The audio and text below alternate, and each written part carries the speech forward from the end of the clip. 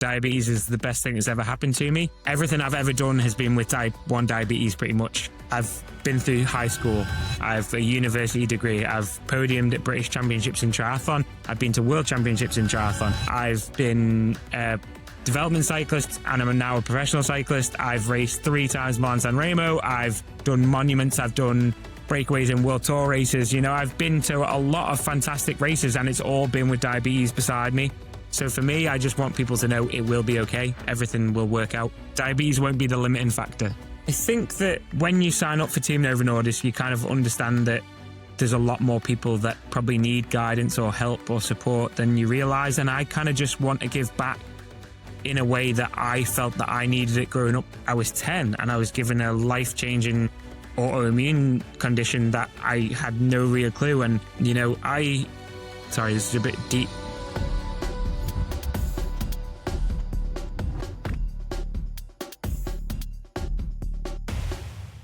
Today, I'm talking to Sam Brand, professional cyclist for Team Novo Nordisk and someone who has turned his type 1 diagnosis into a powerful mission.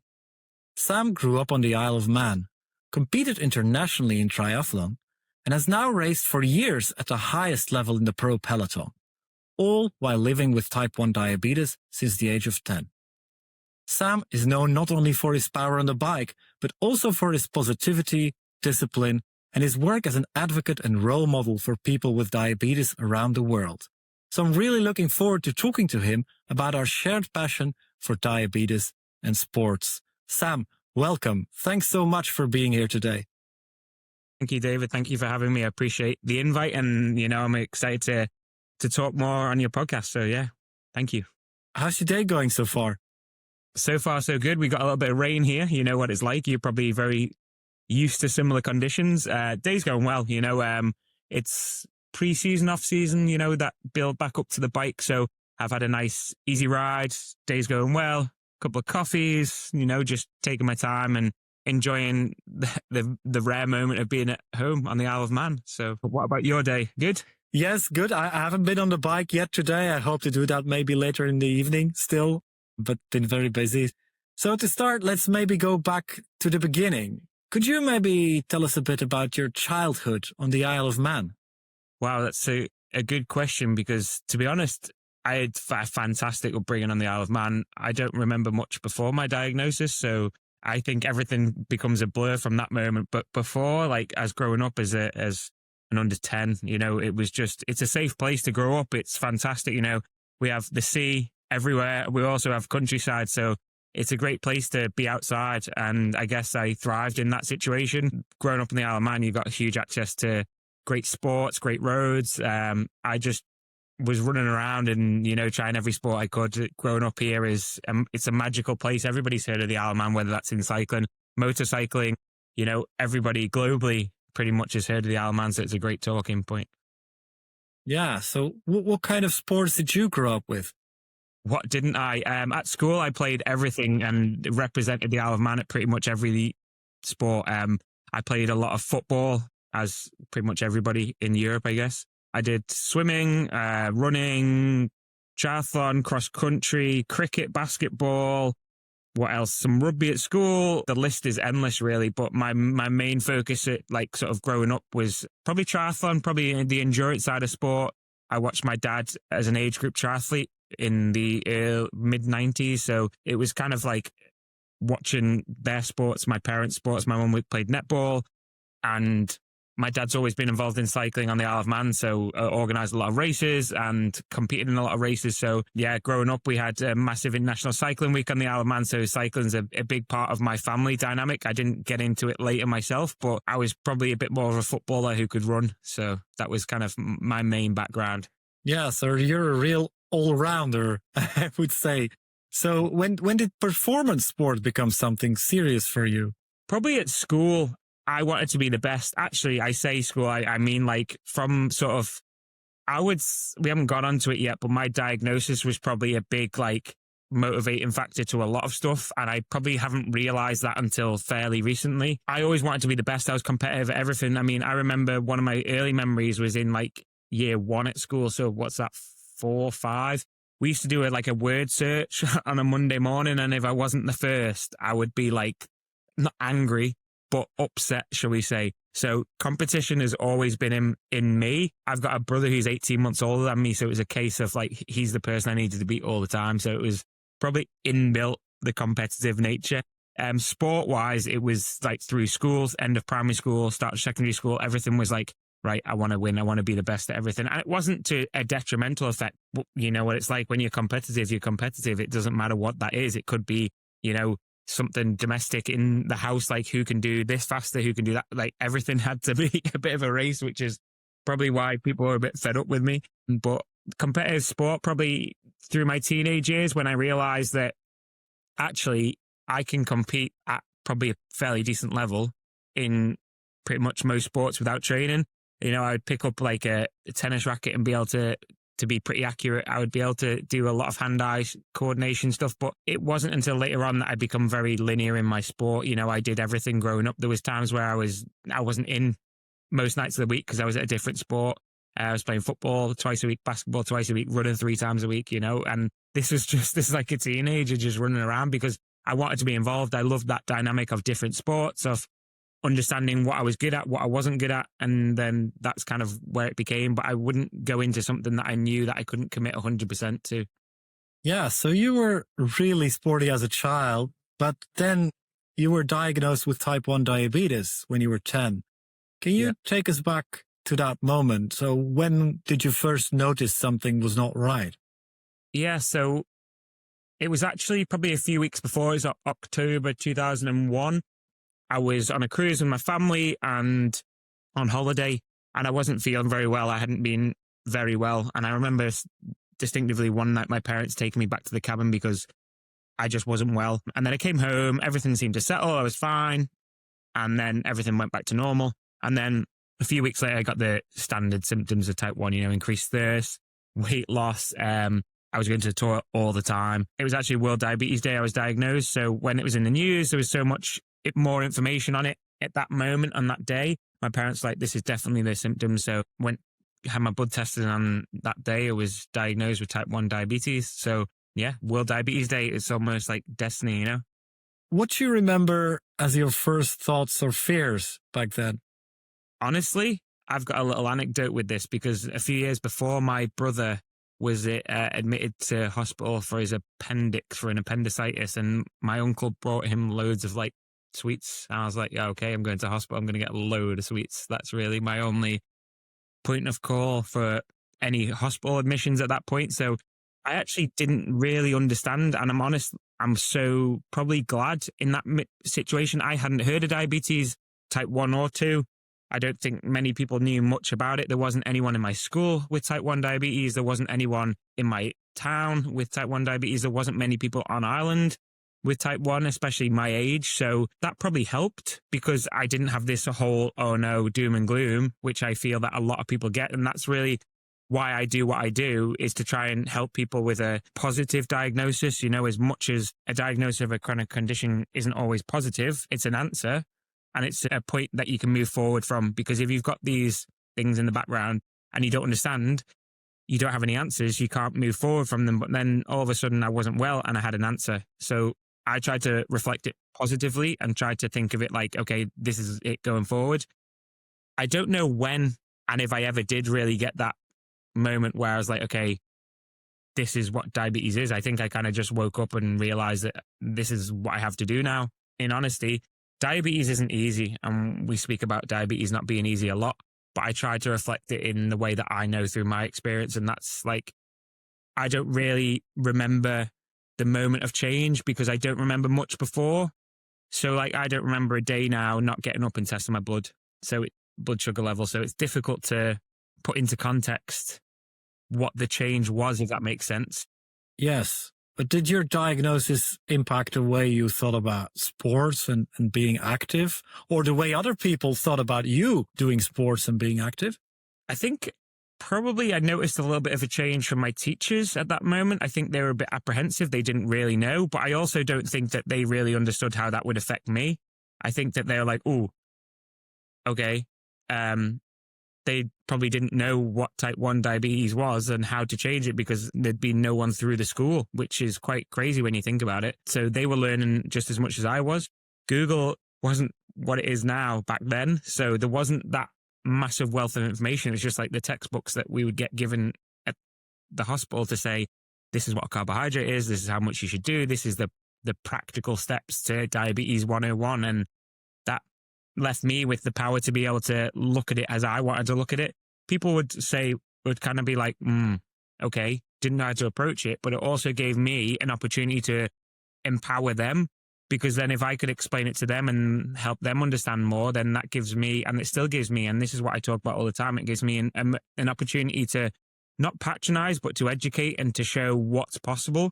I do that day in, day out, and I enjoy doing that. I enjoy people asking questions. I always ask people to be inquisitive because it gives me an opportunity, then a platform to affect change, a platform to help other people.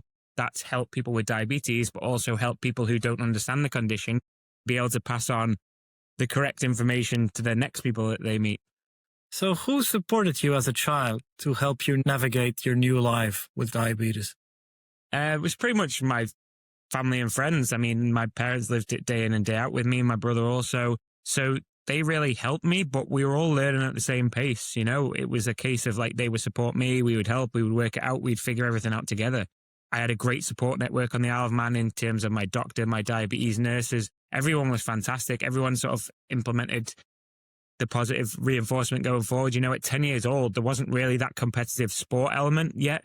There was kind of like, I wanted to do sport. I'd play sport at school. I remember playing a cricket match in that year. It was the final year of primary school, but everyone kind of like helped put steps in place to allow me to do it. I think people saw how fierce I was with it, you know, like how competitive I was before it, that they were kind of like, oh, if we say no, he's just going to be more of a pain. So they were enabled that I kind of pushed them to say yes. And like, there's always a solution, you know, you just have to figure that out.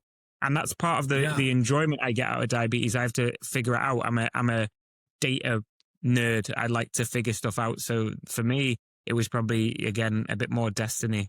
So I've read some of your previous interviews, and you talk quite often about the importance of having a routine in diabetes management. How did that develop in those early years? Well, having diabetes yourself, you understand that everything has to be done pretty much to a schedule. It's maybe not the right response to this question, but I'll tell you this anecdote anyway. So I get to give a lot of talks, as you've talked about my interview. I get to meet a lot of people. I get to travel the world as a professional cyclist with Team Novo Nordisk, and everyone's made up of a team of type 1 diabetes, you know, 20 professional athletes with type 1 diabetes. And I take every opportunity to speak to people to understand how they feel. I don't have kids myself, but I feel I can speak to parents and hopefully help them with the experiences I went through, but also help youngsters with type 1 who are growing up and understanding where they fit in and how things will work and what will go on going forward. And I say to them, listen, diabetes is the best thing that's ever happened to me.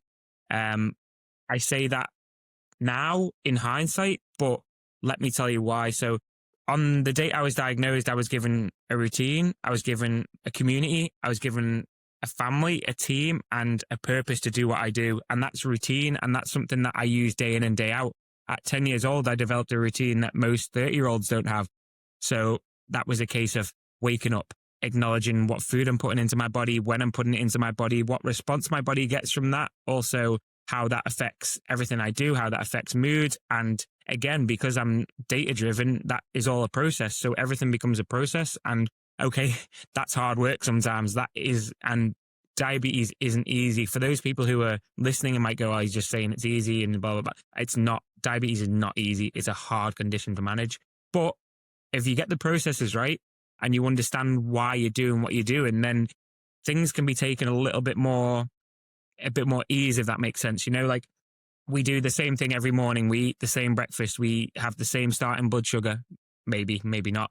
But then we carb count, and then you come out with a different answer. I want people to understand that's probably okay because you're following a process. If you follow the process, it doesn't matter the outcome as such. As long as you do the process correctly, and then you find out what you could change or what you could adjust, then you learn. So this routine, I'm getting feedback continuously from my body. My body's telling me what it needs that's too much, that's not enough, then that's kind of that routine that I found. It helped me probably transition through sport quite easily. I was able to develop this understanding that if I don't do this at this point, this is going to happen. And that's something, again, that I think that people probably don't ever realize. So that's why diabetes and the routine helped me, I don't know, to be where I am now. I love that positivity, because I remember back when I was diagnosed, when I was 13 years old, people would talk to me as if the worst tragedy ever had happened to me. Yeah. So you kind of get the vibe that something terrible has happened to you, and that your life will never be the same again, and that you won't be able to do anything anymore. All of a sudden, you can't eat anymore what you want to eat. They really give you a whole list of, the weights of how much you can eat of that, how much you can eat of that. And it's not what you want to eat. It just feels like, it felt back then, it felt for me like it's a terrible thing, a terrible thing just happened to me. I'm in hospital for 10 days. People all around me go like, oh no, you have diabetes. And they give me all these warnings, you have to watch out with sports at school, physical education. Don't do too much.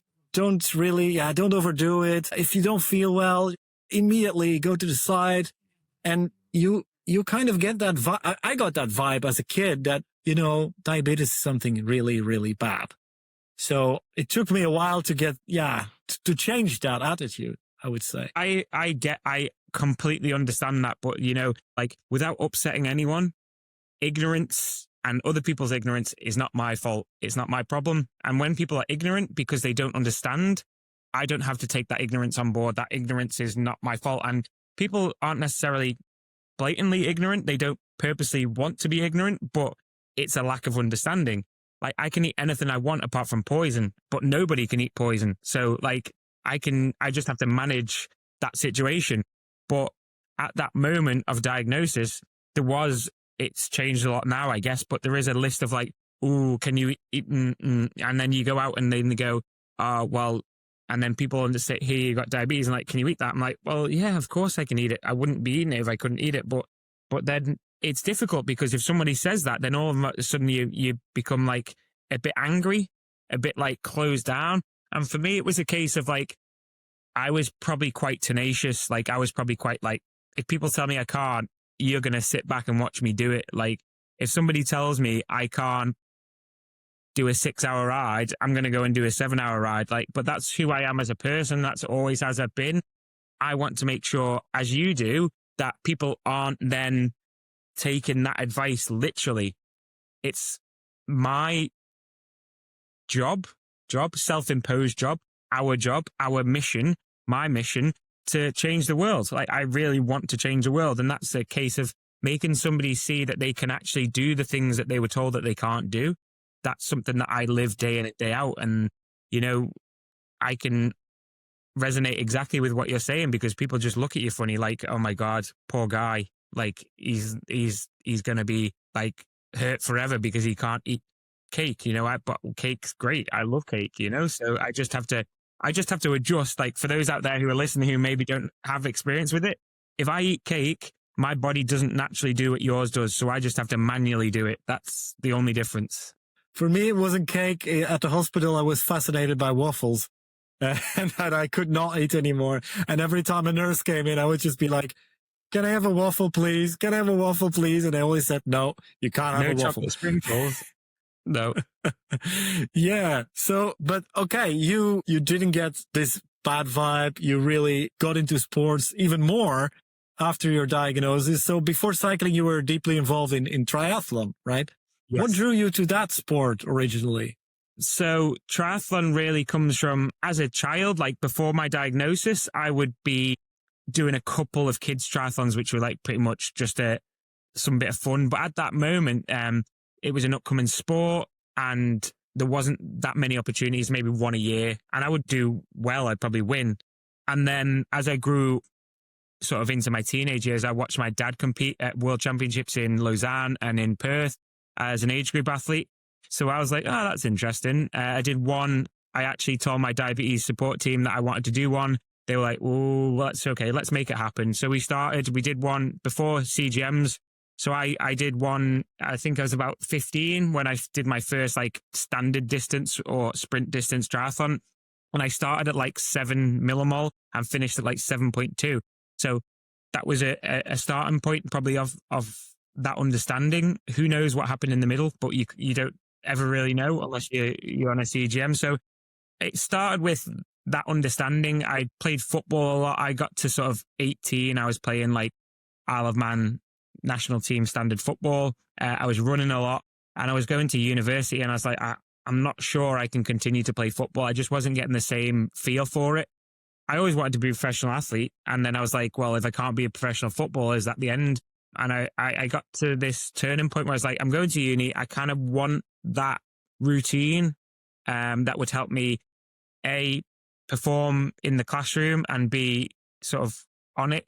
Because obviously they talk about university being like drinking.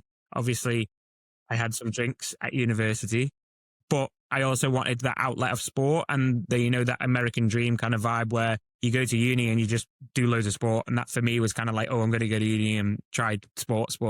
I went and I tried out for the triathlon team. Now I was like, it'll give me some routine. Let's see what happens. And then I actually went from, I don't know, my first 12 months and my first couple of real triathlons, and then qualifying to represent Great Britain age group level for within 12 months.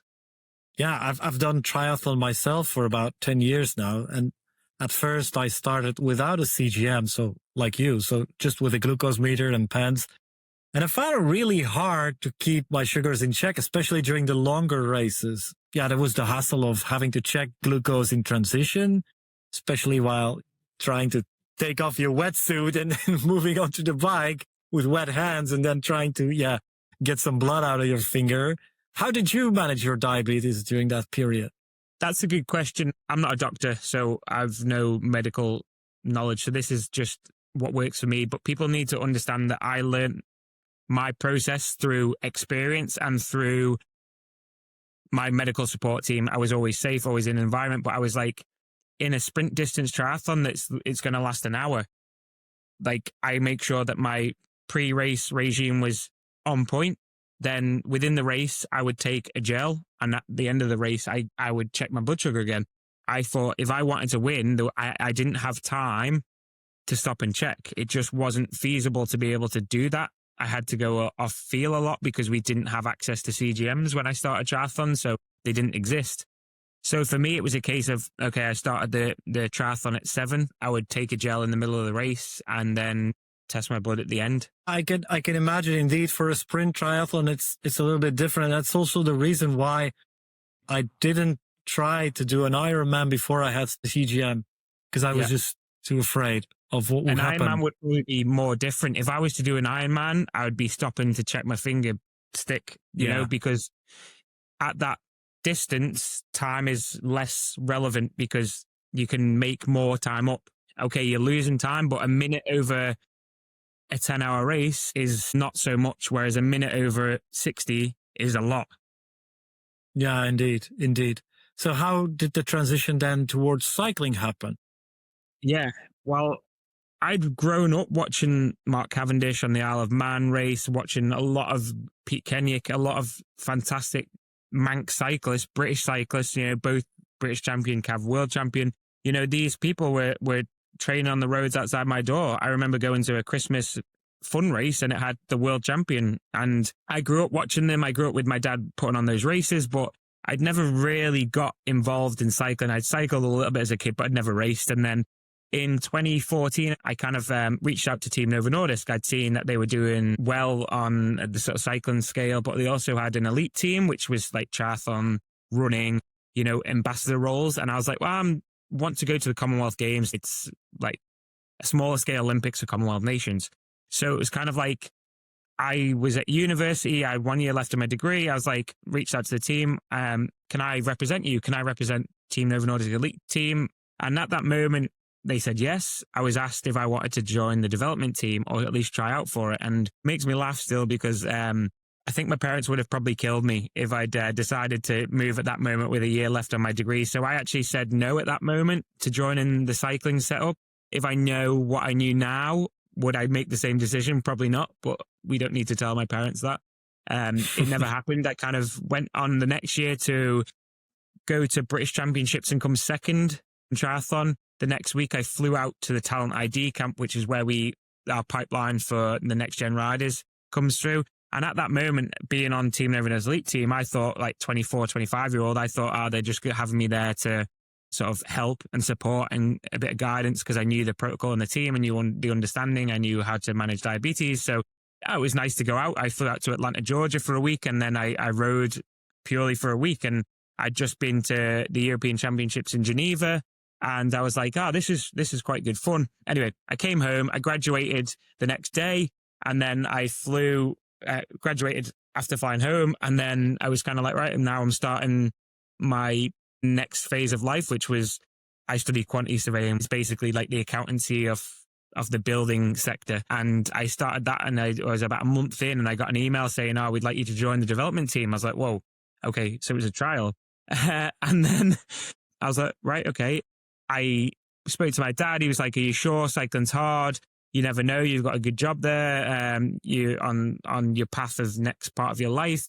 I was like, took me a long time. I had a few FaceTimes with the team, and not one moment I was going to say no. Like, I was always going to say yes. I just needed to put everything in my head. I remember emailing the coach of the development team back and blind copying my dad into it and saying, yeah, I'd love to take up your offer. And then I got an email immediately back from my dad saying, yeah, okay, let's do this. I was like, great. My dad just had to have me make the decision. That's where my competitive nature has come from, my parents. So he was like, you have to make this decision. I made the decision, and we moved forward. And that was that. I handed in my notice from work and I moved home. And then, 1st of January 2016, I started on the bike. Wow. You made the leap. Yeah. Every rider in the Team Novo Nordisk has type 1 diabetes. How has being part of that team shaped or maybe even changed the way you think about diabetes and diabetes management? You'll probably see this as well in the diabetes community. I feel we have power in numbers. I feel like when we speak, we all just get it. If me and you were in the same room, we could talk about everything. We probably talk about triathlon or sport or something else. We probably won't talk about the diabetes side of stuff now. When I go into the room and my teammates at training camp will talk about how everyone is, how everyone's family is, the last thing we probably speak about is diabetes. And that's because we all just know. We understand what's going on. We understand how it works, but we also learn from each other. There's moments where I'm like, he's doing that way. How does that work? What are you doing? And then we kind of figure that out. So there is that depth of knowledge. You can understand what's going on with your teammate. But at the moment, the hardest points in your life, when you're low in your sleep or low in the race, you've got teammates who actually get it, who fully understand what's going on and how to help. That's a phenomenal experience. I was in Czech Republic at the Tour of Czech in the summer, and me and a couple of teammates, we walking through a shop in supermarket on the night before the race, and there was a guy on the floor and he looked drunk. And we were like, has he got diabetes? And they were like, no, it's okay. So they ushered us away. And then me and Hamish were just speaking to each other. I was like, mate, that's exactly what I'm like when I'm having a hypo. And he's like, yeah, me too. And then not joking, but a bit more jovial, because we talk about these situations you've been in, as you could probably relate to. I was like, I'm just going to go back and check. So I went back and I could see the guy at a pump, his CGM on. So I was like, right, okay, here we go. Got Hamish over, and we were, I was holding his head, holding his hand, and I could see that he just needed sugar. And I was trying to feed him honey because it was easy to absorb. And in that moment, I was like, mate, I completely know where you're at. I understand completely.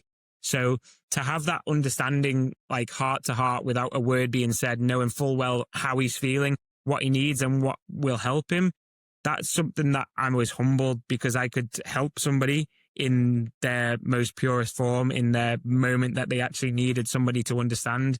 So that's a feeling that I get when I'm with my teammates. It's knowing that no matter what, everyone's got your back, and everyone's got an understanding that if that's what you need, they know how to help. And that's something that I probably never had with triathlon. I never had growing up, because I never had that support of other people going, actually, I know what hypo feels like.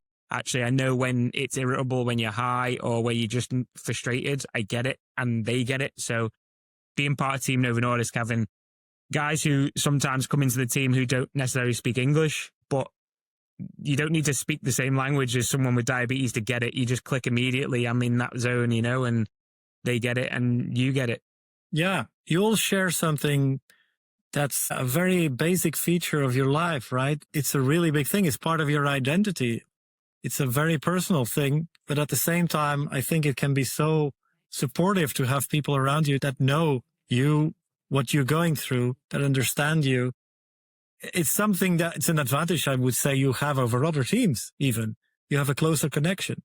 Yeah, you have something beyond cycling that keeps you all together. You know, it's a great feeling, but you also have a community that you're doing it for. You also have you have cycling fans, but you also have fans of you because they're fans of what we're doing and the mission we're doing it for. You know, like I've had parents come up to me with kids and they're saying, guys, what you're doing is just life changing for my child, you know, and that's humbling. That's something that goes beyond any score sheet or any race result. That's something that you've changed someone's life, and that's how you change the world. We'll get back to that later, because I really think it's an important point that you just made. But what do you think are the biggest challenges of training and racing with type 1 diabetes?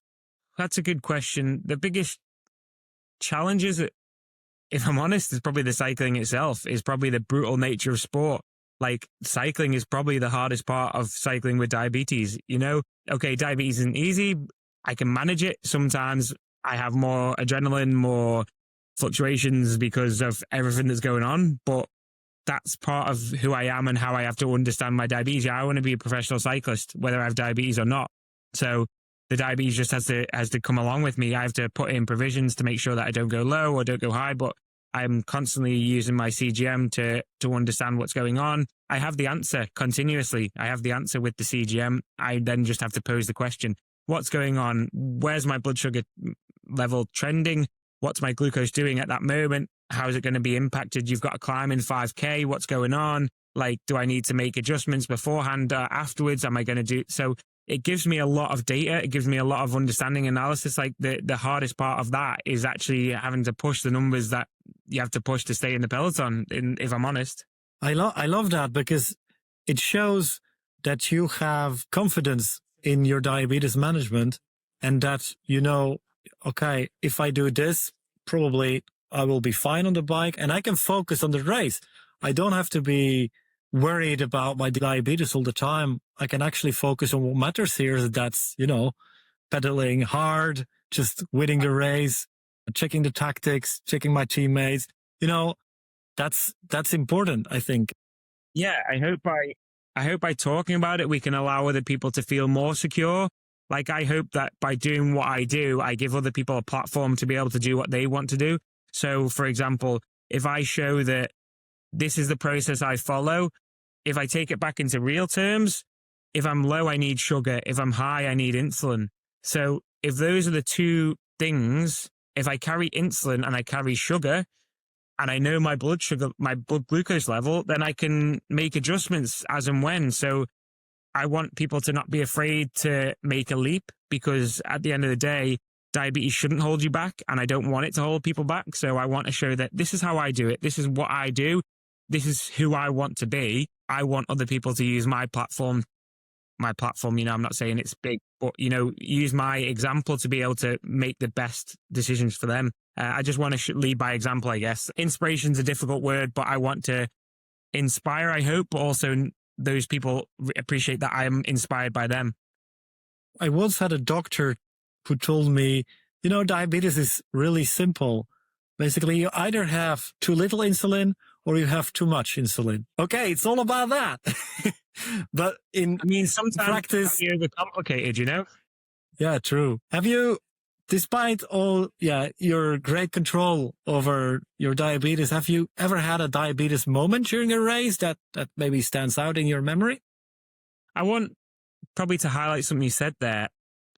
Diabetes isn't perfect. Like, management isn't perfect. You know what I mean? Like, there's two trains of thought, and mine is like, if I follow the process that I mentioned before, my blood sugar doesn't have to always hit like in this range. Like, there's going to be moments where I might be out of the range. Like, my diabetes line isn't like this. There's moments where it's high and low. I just have to choose at that moment the next decision. You can't change what's gone in the past. We can only change the next step. So if I follow the process and I go high, I just make an adjustment. And if I go low, I make an adjustment. So that's part of it, but I don't want those moments to affect how I perform. So that's where the process has to be followed to understand the next step, but don't be afraid that if you follow the process, you might get an anomaly every now and then. There's been moments, of course, there's been moments. I probably try not to think about them too much. I've seen moments where I've been like double arrow down in a crosswind section in Belgium. And I'm like, what is going to happen here? But then I just take a gel on board. I take some corrective measures and then I go with the flow. It's probably not best to think too deeply about it. Just have to push on. But again, I'm not a doctor and that's just the process I follow. If I take 20 grams of carbs, I have to hope that that's the process I follow. If I go low in my kitchen, I go low on the bike, it's the same process. You just have to follow that process. There's been moments on the bike where I've had teammates who are going low and we've had to go back for bottles, extra Coca-Cola, extra sugar. And those are just moments where you know you've got your teammates back. There's not really been one moment where it's been, but that's also, I'm at work and I try to do like what's right. These moments aren't always easy, but there's times where you just have to realize that I've had to take 4 gels in a row. And that's just what I needed to get out of that moment. I mean, there's a lot of people who talk about only having 20 grams of carbs when you're low, but you know what it's like when you're low and you want to eat what you want to eat. There's times where I'm like, that's not candy. I don't want that. I want what I want. I'm stubborn, you know? So I guess we've all been in that moment and that's just who I am. I kind of just have to focus on what's at hand at that moment. Yeah, and I guess it all comes down to building a routine that works for you. And you can only do that by trial and error because you may have a routine that's different from somebody else's routine that also works for them and your routine works for you. But it's important to have that routine to fall back to at any point, you know. This is usually what will work for you, but you need to get out there and be active to learn that because trial and error is essential here, I think. Yeah, exactly. I mean, you have to learn from your experiences. If there's a moment where I'm like, oh, that didn't work that time, then I go forward from there. But it's all, diabetes is just experience. It's just lived experience. There's not a lot I can tell people. Like the textbooks are going to give you a process, but then that process needs to be adapted to you. And that needs to be adapted through your life. Like I don't do the same things I did when I was 10. But I also don't do the same things as I was when I was 10. Like I didn't ride a bike like that when I was 10. I hadn't been through puberty at that moment. So everything changes and year on year, you'll know that your education, understanding of diabetes changes. You might see different insulins come on board, different monitors, different CGMs, the new pumps, everything, you know, there's always new. So everything changes so continuously. Wherever you ride, your jersey shows that you have type 1 diabetes. Yeah. Do you feel any different from the non-diabetic athletes you're competing against? Do I feel different?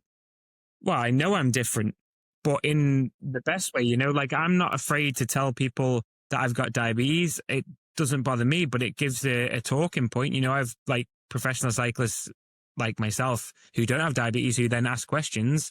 And there's people who might go, but blah, blah, like not understand. And then it gives me an opening to help them understand. You know, I want to lead people to a point where they can then pass on the right information. Like if I don't take the opportunity to say, actually, that's not true, but this is what happens, then you don't have to do it all serious. It can be like jovial. It can be in fun. So I just try to use my jersey to show people what we're doing. People then understand, but it's also a topic. People like are interested. People see that and they go, oh, so you have diabetes. Like I know another guy who's professional cyclist, whose dad is type 1. He's like, I love your team, love what you do. I've grown up with my father being type 1. So he understands and then he's interested. And then it's a talking point. It's something to open up to. It's something to allow people to see the inside. Again, what I have is a knowledge base of type 1 diabetes. And I hope that by cycling professionally, I unlock the hopes and dreams of other people to be able to do what they're doing. Like if I see a small child who sees that we got type 1 diabetes, okay, he might not want to be a professional athlete, but he has a dream. He dreams of something. Like everybody has a purpose in life. I found mine and a lot of people don't find theirs ever. And that's quite sad when you think about it. I want to use my platform knowing that this is my purpose in life to unlock the potential for others to find their purpose and to find their dream. And that's how I live life day in and day out. That's a great purpose. Do you think that the fact that you have diabetes has also changed the way you deal with other things in life? Maybe your mindset or even your personality? Yeah, I think like diabetes probably, or the way I manage my diabetes is probably how I manage day-to-day life, if I'm honest. But that's probably the competitive nature. I'm competitive with my diabetes. I'm competitive with my bike. I'm competitive. So I try not to be competitive in every point of life, but I'm a process-driven person. So now I've got some work to do in my house, which is off-season adventures. You know, I have like some painting to do, but it's a process. I follow the same process, like everything process driven has been because of the diabetes. So now it's like I use processes in every part of my life. So I guess in a way that works. But yeah, I think the way that I approach diabetes is a case of like, okay, let's see what we can do, not what we can't do. So everything's like, okay, let's try this, let's try that. Okay. So I try to turn everything into a positive, which is, I guess, stems from the diabetes. Yeah. And, you know, you've mentioned Team Novo Nordisk is about much more than just cycling. I remember when I got started with sports about 10 years ago, I was really looking out for role models because I had little experience with managing diabetes during sports. Didn't know if I could do it. Didn't know if I could go for a long ride. Back then, the Team Novo Nordisk was an example for me, and I really looked up to you guys. I also remember going to a meet and greet at the Brabantse Pijl race in my area and was really positively surprised by how approachable, I would say, the team was. That's a hard race. That is a hard race. Yes, it is a hard race, yes. What does it mean to you, though, when someone with type 1 diabetes comes up to you and says, "You inspire me"? Like I said before, you know, inspiration's a difficult word because I don't do this. Like, it's not for vanity. It's not for ego. It's to help people. It's humbling when somebody says that. It's just a nice feeling, as you can imagine. You know, if somebody says you've inspired them to do something, to change the way they do something, you've changed someone's life. That's huge. That's like the biggest reward that I could probably have. So if somebody comes up to me, I just know that that's satisfied that what I'm doing makes a difference. And again, that's bigger than anything. I can't really put into words how that feels. I also have mentioned before, but I want other people with diabetes to realize that it's a full circle. Like, I'm inspired by the work that they do, as I hope that they are by the work I do. Yes, that's really great. You're not only cycling at Team Novo Nordisk, you're also creating more awareness about diabetes, as you say, as a speaker, an advocate. How did diabetes become your mission, even beyond your racing career?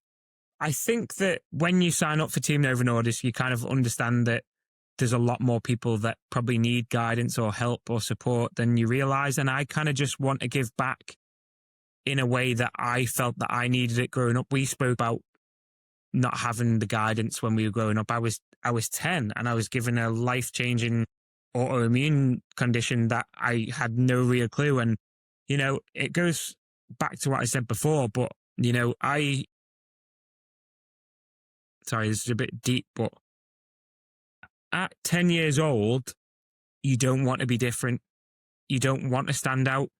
You do everything to blend in. So when I was given something that made me stand out, I actually realized that you tried to hide a lot of stuff. You tried to not show, but I realized that it's what makes me different. That's what makes me who I am. So when I realized that I'm different to everyone else, that is my superpower. So I just wanted to use what makes me different and what I hope other people need.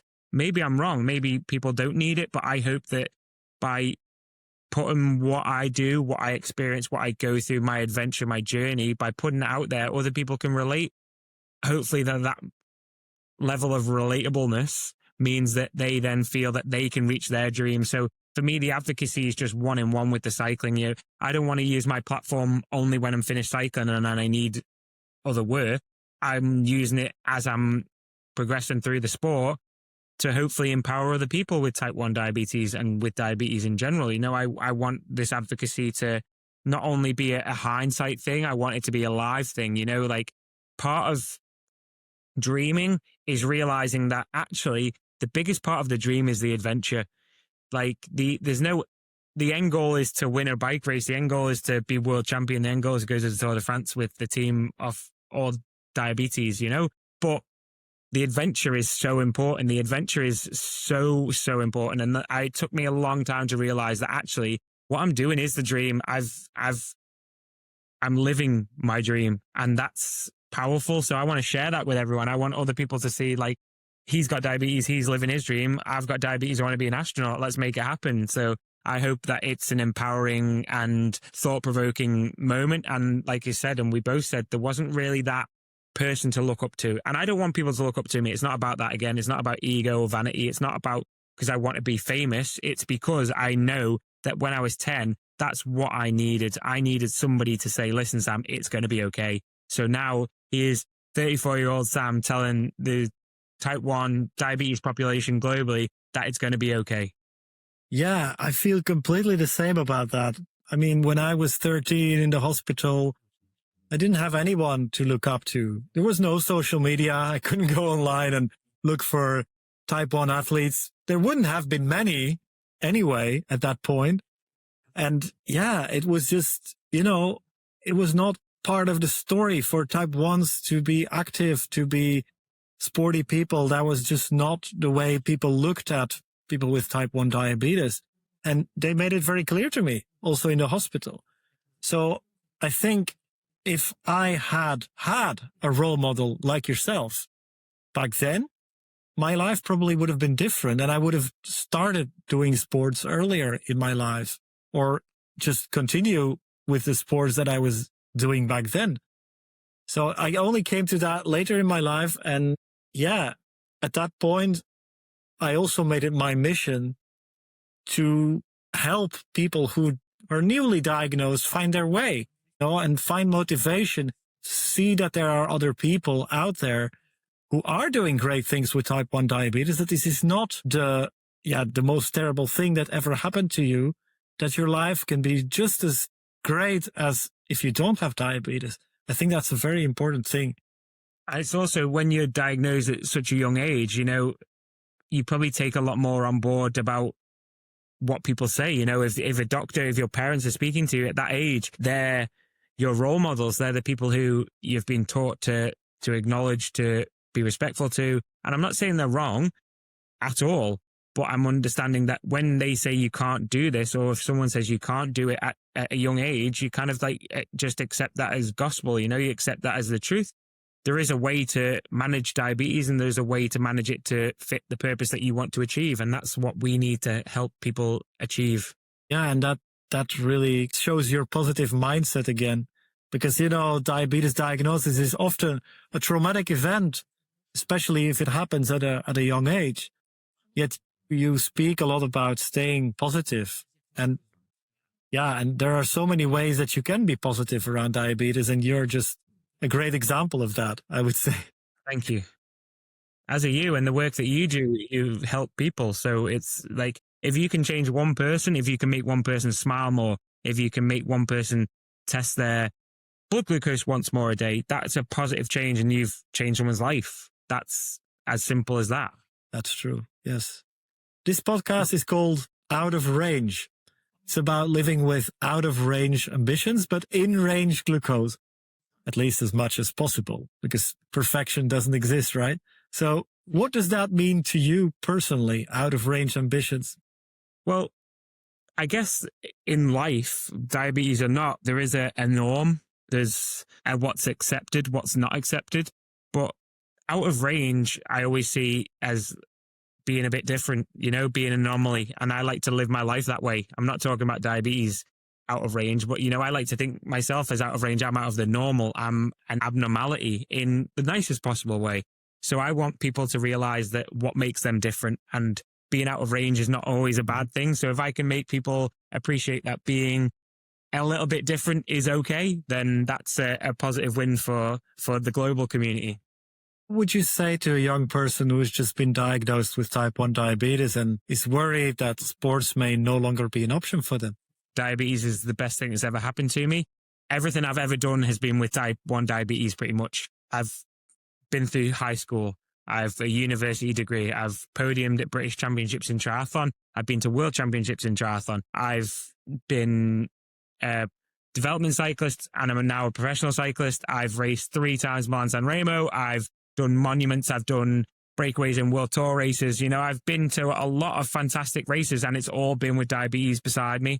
So that's what I hope people see, is that you can still achieve. You can still, you know, success is not linear. It's everybody has their own reason to put success. Like nobody has the right to put success, to say you're successful or not, apart from yourself. If you've achieved something, that's your success and that's on you. So I want people to realize that whatever they achieve, it's okay. It's on them. It's their purpose. And to understand that with diabetes, you shouldn't be held back. So for me, I just want people to know it will be okay. Everything will work out. That's a great message, Sam. Diabetes won't be the limiting factor. Thanks for sharing that. I must say, I find it really admirable how you've made diabetes into your mission. And I love the fact that on top of your incredible racing career, you're also putting so much of your time and effort into raising awareness around diabetes. I feel like I could talk to you about so many other things, but to end with something light and fun, I'd like to ask you a few quick fire questions, if that's okay with you. Yeah. Here goes. What's your favorite hypo snack? Oh, Haribo. Long endurance session or short explosive work? Long endurance all day long.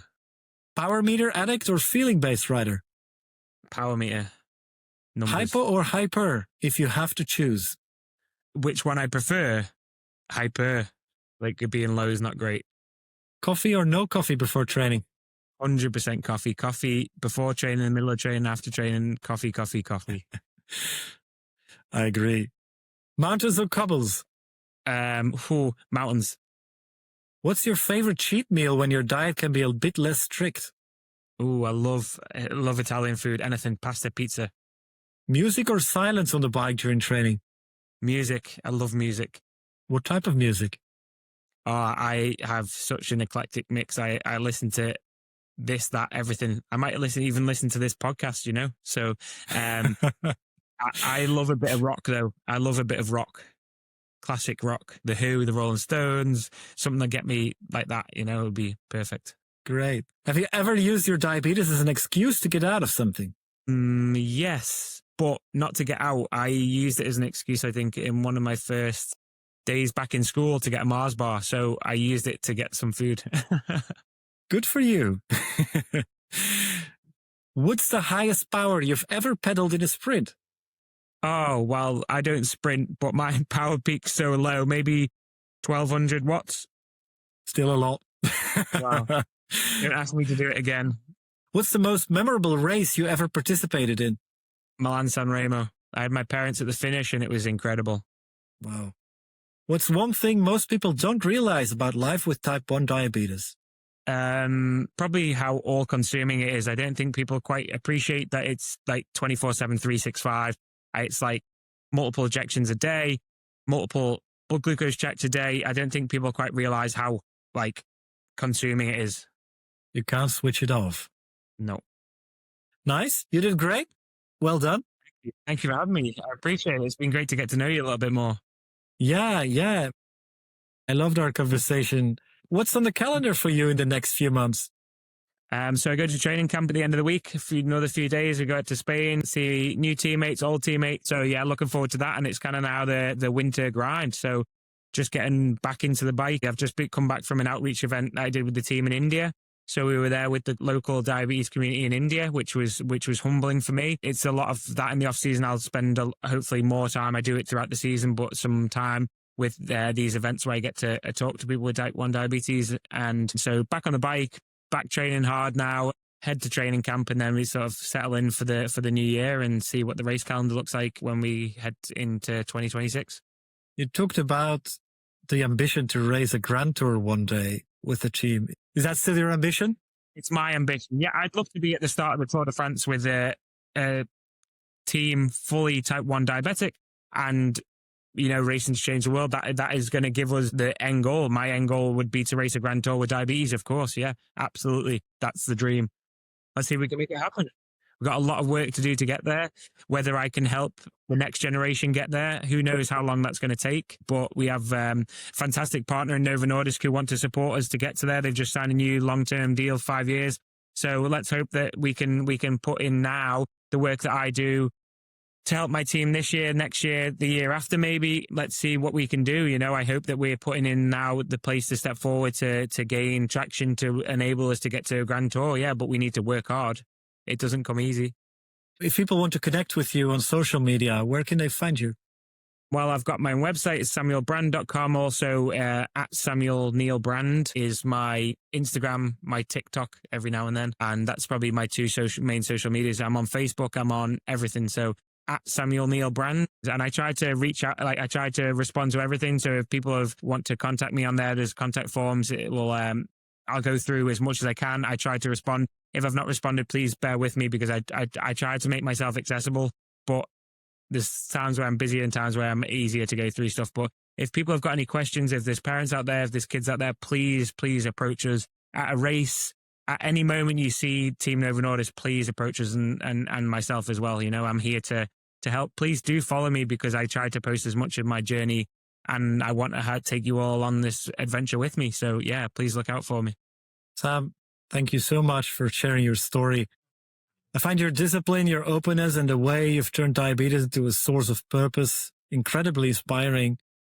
Your journey doesn't just push the limits of sport, it pushes the limits of what people believe is possible with type 1 diabetes. I wish you all the very best, both on and off the bike, and thank you, Sam, for being an example for us all. No, thank you. And thank you for the work you do as well, David. I appreciate it. So thanks for having me on. And thanks to everyone who watches this. I appreciate the time. Thanks for listening to Out of Range, a podcast that shares real stories from athletes living and thriving with type 1 diabetes. I hope today's conversation inspired you to get active, take control, and find your own balance. In sport,